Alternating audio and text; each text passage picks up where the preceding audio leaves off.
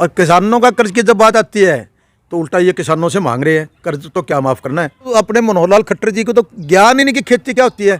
इसने तो अपना ताखड़ी लेकर सामान बेचे है दुकान पे। कौन होता है संदीप कहने वाला क्या मक्का बो, ये किसान की मर्जी है, वो क्या बोएगा क्या नहीं बोएगा। मैं दुष्यंत जी को बार बार सलाह देता हूँ। मैंने अपने एक दिन टेलीफोन पर उनको इस बात की राय दी है कि भाई आप पूर्ण रूप से किसानों के बारे में सोचें, किसानों का ध्यान रखें। पहले स्टेप पे ही आपको ये मार गिराएंगे, ये रुकावट डाल देंगे बीजेपी वाले, ये आपको बख्शे नहीं गए। ये अंदर से आप, ऊपर से आपके मित्र हैं, अंदर से आपके मित्र नहीं है। नमस्कार, आप जुड़ गए हैं टीवीएन न्यूज़ के साथ। और आज हमारे साथ एक बार फिर से जो राष्ट्रीय जाट खाप प्रवक्ता हैं सूबे सिंह हमारे साथ मौजूद है। जैसे कि आपने पहले देखा, इनके जो लगातार है बयान है वो आते रहे हैं, तो एक बार फिर इनसे लॉकडाउन को लेकर चर्चा करेंगे। तो सर, सबसे पहले तो आपका स्वागत है। धन्यवाद आपका। तो जैसे कि जी, आज शराब के ठेके हरियाणा के अंदर भी खोल दिए गए हैं और आपने देखा भी होगा सोशल मीडिया पे वायरल तस्वीरें कि लोगों की भीड़ किस प्रकार है। तो आप इस चीज़ को किस नज़रिए से देखते हैं? देखिए, मैं तो इससे पहले दिल्ली की भी देखी थी। अगर आप सोशल डिस्टेंस की बात करते हो, सोशल डिस्टेंस रहना चाहिए और इस बीमारी में सबसे ज़्यादा महत्वपूर्ण सोशल डिस्टेंस है। और इस प्रकार अगर ठेकों पर इस प्रकार की भीड़ रहेगी तो मैं नहीं मानता कि सोशल डिस्टेंस रहेगा, और सोशल डिस्टेंस ना रहा तो इस बीमारी का फैलने के ज़्यादा आसार है। और मैं तो ये कहता हूँ, अगर मान लिया वहाँ सोशल डिस्टेंस ठेका कर भी लिया, शराब भी तो एक तो कोई पीता नहीं, 5-5 6 पीते हैं इकट्ठे हो गए, तो उसको तो वहाँ भी सोशल डिस्टेंस खत्म हो जाएगा।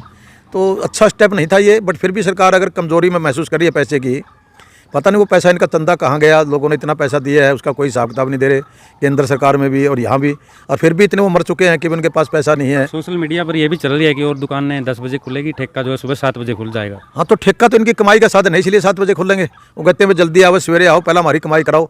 दूसरी दुकान वाले तो चलो 10 से 5 का टाइम है, जो भी है कितना टाइम है, बट ये तो 7 से 7 का, इसको तो वैसे ही 12 घंटे है, दूसरी दुकानों के लिए 7 घंटे है, क्योंकि ठेका तो कमाई का साधन है नहीं।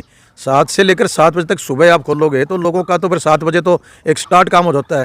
हालात बड़े शांत चल रहे थे और इससे मुझे लगता है कि हालात बिगड़ेंगे। लेकिन सर, अगर बात करें, आपने बताया जैसे दिहाड़ीदार व्यक्ति है जो, वो बाहर नहीं जा सकता काम करने के लिए, लेकिन ठेकों पर जो है बिना किसी पास के जा सकते हैं। आपको लगता नहीं? एक ही एक बिल्कुल गलत है। और नियम क्या है, मैं तो ये मानता हूँ, अगर जो शराब पी का आ गया और उसने जाना पड़ गया तो वो भी नहीं रुकेगा। फिर रुकेगा कौन? जब ठेकियों पर लाइन लगी होगी तो दिहाड़ी जिसने पेट भरना है उसको तो आप करना जीरी लगानी है। मुख्यमंत्री ने कह दिया कि धान मत लगाओ, लेकिन हम खेती का पैटर्न अभी एकदम जल्दी चेंज नहीं कर सकते। हमारे पास कोई साधन नहीं है, हमारे पास कोई मार्केटिंग नहीं है। अब दूसरी खेती करेंगे उसकी मार्केटिंग क्या होगी? गवर्नमेंट ने पहले भी जितनी MSP करी है किसी पर खरीदा नहीं, कपास रुलती फिर है, 40 में 45 में बिकने लग रही है, 5400 उसका MSP है। तो इसी प्रकार दूसरी चीज़ों के कर देंगे।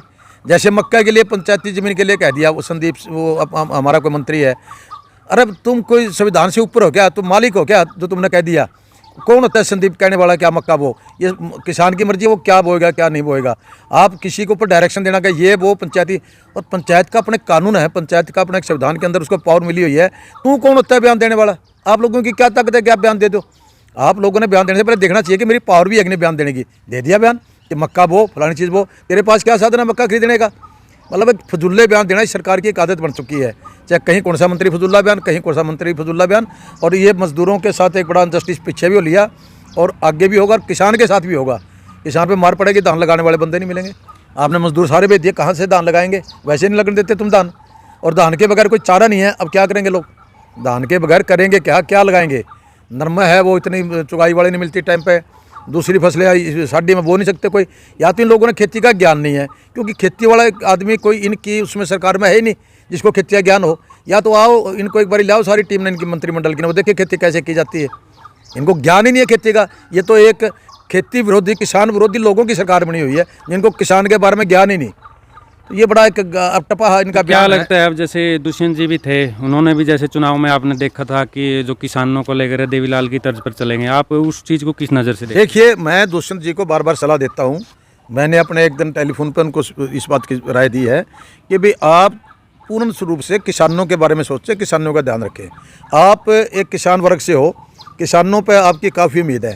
अगर आप ही वहाँ किसानों के लिए किसी प्रकार का स्टैंड नहीं लोगे तो ये तो किसान विरोधी हैं लोग। इसको तो अपने मनोहर लाल खट्टर जी को तो ज्ञान ही नहीं कि खेती क्या होती है।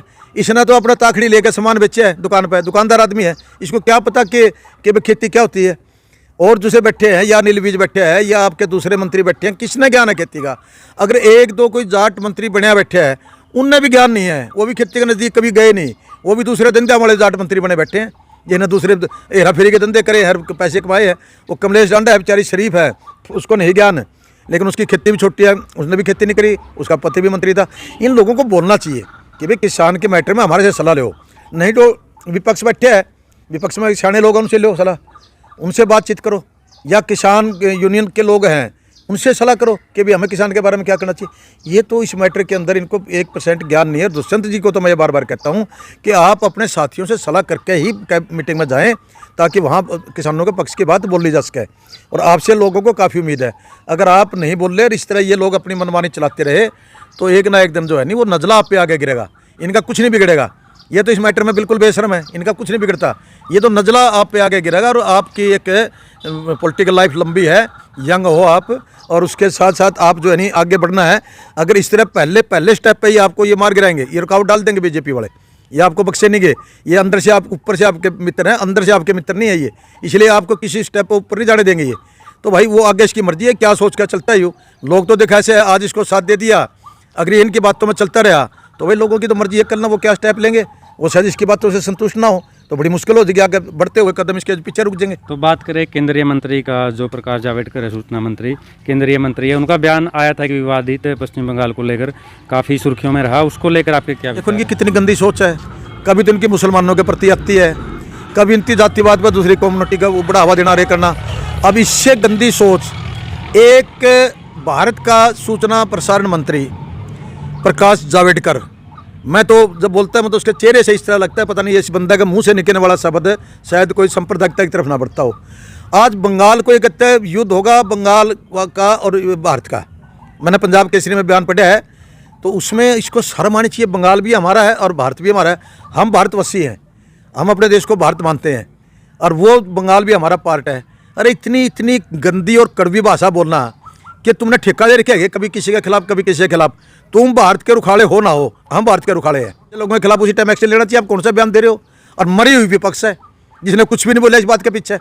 विपक्ष का तो दिवालिया निकल चुका है। हरियाणा के तो मैं मानता हूँ थोड़ी मोटी विपक्ष फिर भी बोल लेती है, चाहे वो अभय सिंह है चाहे कांग्रेस वाले हैं, बट केंद्र लेवल पे तो सिवाय केंद्र के मैं कांग्रेस के प्रेसिडेंट के कोई बंदा, कोई आनंद शर्मा, कोई गुलाम नबी आज़ाद या कोई अड़ंग बड़ंग जो भी है, इनका कोई भी व्यक्ति नहीं बोल रहा। इतने दबे हुए हैं, शायद मेरे ख्याल डर इस बात क्या है कि भाई वो चोर हैं। अरे भले मानो तुम चोर हो गए, ये डाकू रहे, तो डाकुओं से चोर डरते क्यों हो? आपने अगर कोई चोरी कर रखी है, आप तो इतने कांप रहे हो, ये डाके मार के भी नहीं कांप रहे। इन्हें दुनिया सारा भारतवर्ष को लूट लिया और ये अनाप शनाप बकवासबाजी करने लग रहे हैं। कम से कम पब्लिक का विश्वास हो कि हमारे देश में विपक्ष भी है, उस बात का जवाब देना चाहिए। आज तक किसी भी नेता ने, चाहे वो प्रदेश की बात करें या केंद्रीय नेता की बात करें, किसी का भी ये बयान नहीं आया कि किसानों को राहत दे, उनके कर्ज माफी है जो वो किस प्रकार से कर्ज को जो है चुका पाएंगे। इसको लेकर आप क्या देखिए? विपक्ष का तो मैंने बता नहीं ऐसा हाल हो चुका है कि थोड़ा बहुत हरियाणा की विपक्ष तो ये, क्योंकि ये किसानों से जुड़े हुए लोग हैं, चाहे वो रणदीप सुरजेवाला है, चाहे भूपेंद्र सिंह हुड्डा है, चाहे उसका बेटा है, इवन चाहे वो शैलजा प्रेसिडेंट है, वो चाहे अभय सिंह चौटाला, ये लोग बोल रहे हैं।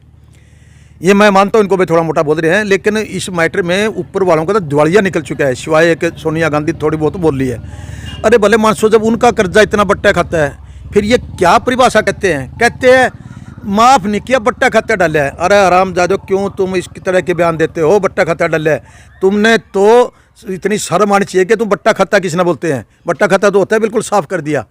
और किसानों का कर्ज की जब बात आती है तो उल्टा ये किसानों से मांग रहे हैं कर्ज, तो क्या माफ़ करना है? अरे किसान इतना दुखी हो चुका है, आगे दुखी होगा तुम्हारे राज्य में, तो किसानों का कर्ज तो आपने पहले ही भाषा में, जब इसने मोदी जी ने 2014 से पहले भाषण दिया था, इसके भाषण में देखो, भले हमारी सरकार बनी तो पहली कलम से किसानों का कर्जा माफ़ होगा और मैं करवाऊंगा, मैं करूंगा और मैं करवाऊंगा। और मैं उस टाइम जो है नहीं अपनी सरकार से कहूँगा कि किसानों का कर्जा माफ़ करो। इसका ये 2014 का प्राइम मिनिस्टर बनने से पहले बयान है। आज भूल गया किसानों को, किसान क्या चीज़ है। और मैं आज इनको अच्छी तरह से कहता हूँ, किसानों ने अपनी जो है नहीं उठाना शुरू कर दिया है, और जिस दिन ये कोरोना डाउन होगा, चाहे किसान वर्ग के, चाहे किसी जाति के लोग हों, और मैं अपनी कम्युनिटी के लोगों को खास करके कहता हूं कि वो इसके लिए तैयार रहें। जब कोरोना खत्म होगा हम इसके खिलाफ एक एजिटेशन चलाएंगे और ज़बरदस्त ऐसी चेन चलाएंगे, नहीं तो हम भी कह देंगे हम नहीं भरते पैसे, बोलो आपने क्या करना है। सर आखिरी सवाल है आपसे, जो बड़े लोग हैं, पूंजीपति लोग हैं, उनको कोई फ़र्क पड़ने वाला नहीं है, जो बड़ी बड़ी कंपनियां उसके कर्जे माफ़ हो रहे हैं, और जो बिल्कुल गरीब तबका है उनको जो है मतलब राशन कार्डों पर जो है ये कहें हम खाने का सामान या कुछ भी सामान दे रहे हैं, लेकिन जो मिडिल वर्ग आता है जिसमें किसान भी आता है, उनके लिए ना तो कोई कार्ड है ना उनके लिए कोई कर्ज माफ़ी, तो वो किस तरीके से इस कोरोना में वो उभर पाएंगे? देखिए, ये सरकार ही पूंजीपतियों की है। सर छोटू राम के ज़माने से पहले एक ज़माना था जिसमें साहूकारों का अधीन सब कुछ दबा हुआ था, सारी अर्थव्यवस्था उन साहूकारों के हाथ में थी, और देश आज़ाद होने के बाद भी चली। देश आज़ाद होने के बाद 1969-70 के अंदर एक बैंकों का नेशनलाइज हुआ था, जो प्राइवेट बैंक थे वो सरकार ने अपने अधीन ले लिए थे, उसका कुछ राहत लोगों को मिली थी। ये रियलिटी है, सच्चाई है, किसी पार्टी के पक्षधर की बात नहीं है। उससे कुछ किसानों ने थोड़ा थोड़ा अपने आप को संभाला, जिसको कहते हैं नहीं मरते होने संभाला हुआ है, ऐसे एक संभाला आया था। और वो जो लोग हैं साहूकार, वो इसको पीसते रहेंगे। आज भी सरकार की वही पॉलिसी है कि अर्थव्यवस्था अपने कुछ आदमियों के हाथ में छोड़ दो ताकि वो उसको कंट्रोल रखें, और इन लोगों को तड़फा के मारे जो मिडिल वर्ग के लोग हैं, किसान वर्ग के जो लोग हैं, इनको किसी प्रकार की राहत ना दो। मिडिल वर्ग किसान वर्ग ही है समझो मोस्टली, उसमें हर प्रकार की राहत उसको मिलेगी, और ऐसी सरकार के खिलाफ एक आवाज़ उठाएंगे। अब अभी हम कोरोना की वजह से इसलिए नहीं बोल रहे, कहीं हमारे ऊपर ये ब्लेम ना लग जाए कि कोरोना तो ख़त्म हो रहा था, इन लोगों ने नहीं होने दिया। गात में आग तो अभी लग रही है कि इनकी बातें सुन कर, इनके हालात देख कर आज ही खड़े हो ले, बट फिर भी हम चाहते हैं देश हित के अंदर भाई एक बार कोरोना की लड़ाई के लिए हम इकट्ठे रहें, और उसके बाद इनके हालात देख कर हमने अपने जो भी है हालात उठाने पड़ेंगे, और उन हालातों के बाद हम इनको देखेंगे इनकी ताकत कैसी है कि भाई हमारा कैसे ये जो है नहीं जो रहते हैं, या सरकार जो है जिस प्रकार की लोगों की फैसिलिटी वो कैसे रोक पाती है, वो हम फिर बाद में देखेंगे। जी बहुत बहुत शुक्रिया। तो ये थे हमारे साथ राष्ट्रीय खाद्य प्रवक्ता सुबे सिंह समैन। हमारी ये प्रस्तुति आपको कैसी लगी कमेंट लिखकर जरूर बताएं, और वीडियो को ज़्यादा से ज़्यादा शेयर करें। जुड़े रहें TBN न्यूज़ के साथ।